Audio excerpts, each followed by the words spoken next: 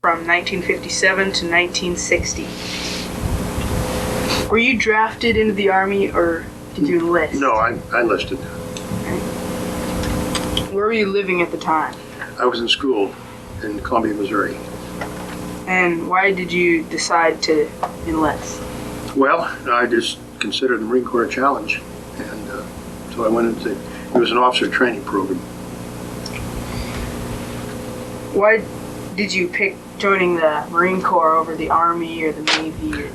Well, I thought it was more of a challenge, their training and all that sort of thing. You've seen their ads, I'm sure, on television, that sort of thing. Do you recall any of your first days in training? Very definitely. I went to Quantico, Virginia, and this was between school years for two years. And we reported in immediately under the care of a drill instructor who was a unique individual. And we were issued all of our uniforms and everything, and finally got to bed about 3 in the morning. And about 5 o'clock in the morning, the RF&P railroad train went right past our window, Richmond, Fredericksburg, Potomac, which probably no longer runs. And of course, that was 5 o'clock in the morning. Then we had to get up. So from then on, it was just always hectic. What motivated you to get through boot camp? Well, the challenge of it, the fact that there were many of us doing the same thing. We kind of supported each other. And I guess each individual tries to meet a challenge and conquer is the wrong word, but overcome whatever challenge it is and succeed. Did you go overseas or just stay in the U.S.? Well, I was basically in this country, although I did go on maneuver as far as Hawaii, a landing exercise, amphibious landing. Did you stay in touch with your family? At the time, I didn't.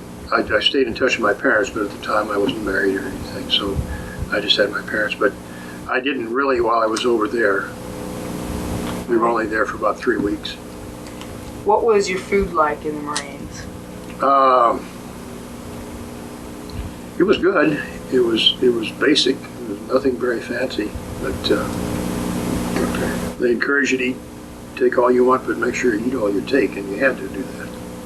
And in boot camp, at least, you had to eat it all. Did you have plenty of supplies? The Marine Corps always, at that time, kind of got what was left over from the Navy and the Army. So all of our communications gear, things like that, and our supplies, we had lots of them, but we didn't have much new things like what the other services were getting. Did you feel very much pressure or stress while you were in the Marines? After the boot camp training, there was not a whole lot of pressure or stress. At the time, I recall at the time in our training school, we had a 5-month school beginning. We did have exercises involving maps of Vietnam and things like that, although at the time, none of us really realized even where Vietnam was.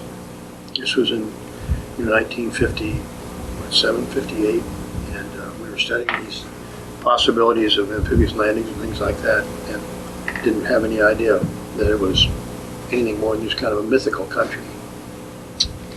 Was there anything that you did special for good luck?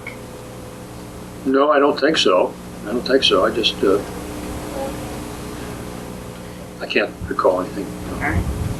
If I had been in a warfare situation, I probably would have adopted something for good luck. How did people entertain themselves when you were in the Marines? Well, I was stationed for most of my time in either the East Coast or the West Coast, and in the West Coast, we were on the beach in Laguna Beach, California. So we did everything that people there did when you had time off. The ocean was there, and the restaurants, things like that. What did you do while you were on leave from the Army or the Marines? Well, I came home to Missouri. And so you said you traveled all over the U.S. pretty much while you were in the service? Well, just from I started out, my basic training was on the East Coast, Quantico, Virginia. And then after that, I went to the West Coast for my duty station. And so that the only travel I had. I didn't travel as a part of my duties, other than to go from there to the West Coast. And then there we did maneuvers and things like that up and down California. Do you recall any particularly humorous or unusual events? Yeah, I've got kind of a funny story. When we were in the basic training in Quantico, drill instructors, you have to realize, are unique individuals. They have a sense of humor that's kind of sadistic and almost in a way. And I didn't experience this, but a friend of mine told me about it. They were out drilling, and you've seen these trucks that sell sandwiches and ice cream and things like that. Well, they would go around the base, and of course, being in the basic class, the boot camp people, we were not allowed to go buy any of that stuff. But we were about 2 days. This group was about 2 days from graduation, and they took a 2-minute break from their drill, and one of the guys said they elected a representative from that group to go talk to the drill instructor to see if he would let them go buy some candy or whatever. And he thought over. He said, "Oh, okay, we're just 2 days from graduation, so okay. But I'll tell you what you have to do. You have to get 3 guys to take the money over and buy the ice cream and bring it back here."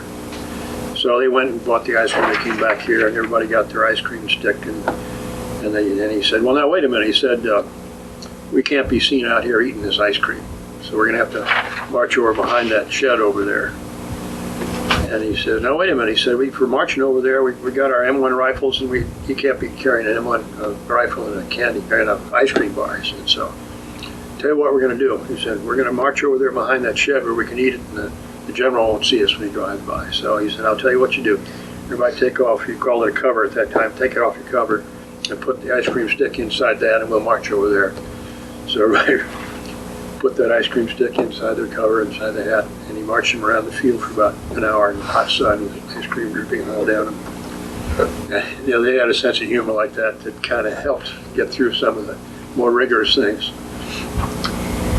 What were some of the pranks that you or others would pull? I don't recall any particular pranks that we pulled, quite frankly.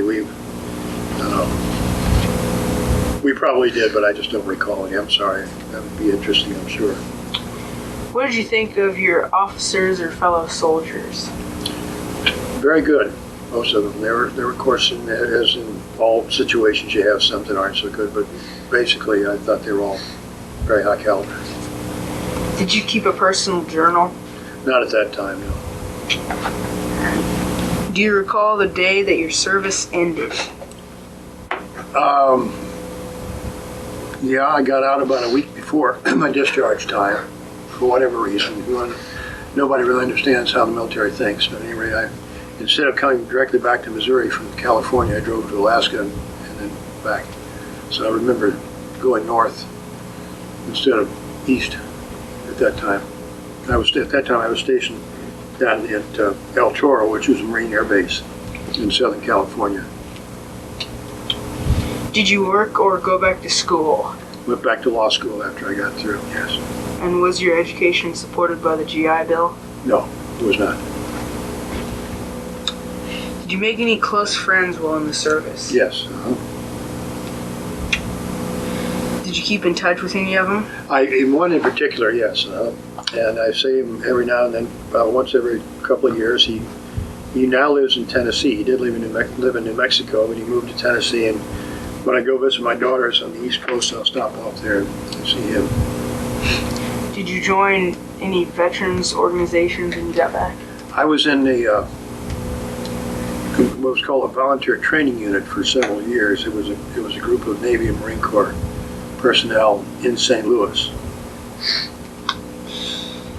What did you do as a career after the war? Well, of course, I wasn't in a war as such. Well, after. But, okay, well, I went to law school and practiced law for about over 30 years, and now I'm writing and photographing full-time. All right. Did your military experience influence your thinking about war or about the military in general? I'm sure it has. Today, with the world situation the way it is, I don't want to see us go to war, but I know we've got to do something to protect ourselves. All right. What kinds of activities does your poster association do? For your... Well, I'm not in a post now, so I'm not in the American Legion or anything like that. I probably should be. Do you attend any reunions? We have not had a reunion of our unit, so I have not. I think that probably it pertains more to units that were actually in warfare. How did your service and experiences affect your life? Well, I think Marine Corps training is an excellent way to accept challenge and learn that you just got to keep persevering whatever you're trying to do. It's an excellent way to improve your capabilities, I think, and your perseverance and your way to proceed in the face of problems and things like that. Is there anything else you'd like to add that we haven't covered in this interview? Can't think of anything. As I told you, I have ambivalent feelings about war, whether we should be in a war or not. But I would encourage young guys who are thinking about the service to consider the Marine Corps, because I think it is an excellent way to help build your character. All right.